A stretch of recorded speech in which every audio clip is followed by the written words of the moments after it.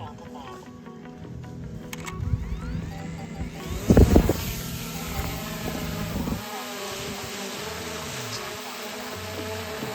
want you to watch this clip very, very carefully. See how that kind of looks? Now, let's look at this other clip, more or less the same shot, but there's something very, very different, cinematic looking and professional about it.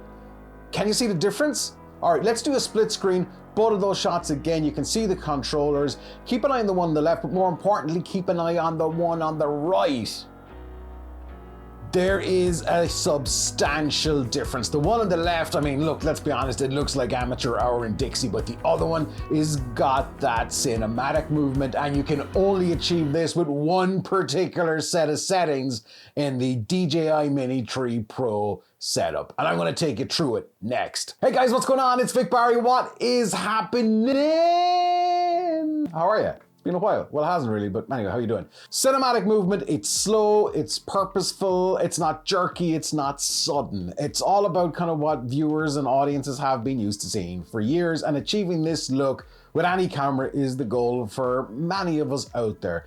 Here's the thing. It's pretty easy to do with the DJI Mini 3 Pro. Now, these are advanced settings, but don't worry about it, because me and you are going to go through these together. They're really simple, and once you start going on one of these, you can dig into the rest of these settings and make things even more cinematic.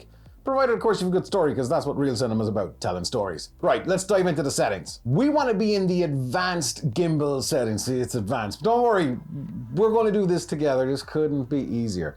Now, I'm going to do this in cine mode. You can do it wherever. Now, I'm going to do it in cine mode for a particular reason, which I'll explain, and that's going to save you a whole load of headaches in time to come. But that aside, we want to be looking at the pitch speed and the pitch smoothness. Now, this is kind of how fast or slow the actual gimbal is going to kind of pitch up or pitch down. This is where the magic happens. This is where you can smooth everything out and make things look more cinematic. Now, for me, I found around 6 to 8 degrees per second is ideal for the actual speed. It's going to move gradually up and it's going to look epic. Now, the smoothness, how smooth, essentially when you take your finger off of the wheel, how smooth do you want it to stop? Do you want it to kind of sudden stop, which is amateur or in Dixie as we said, or do you want it to gradually kind of roll off into that cinematic whoo?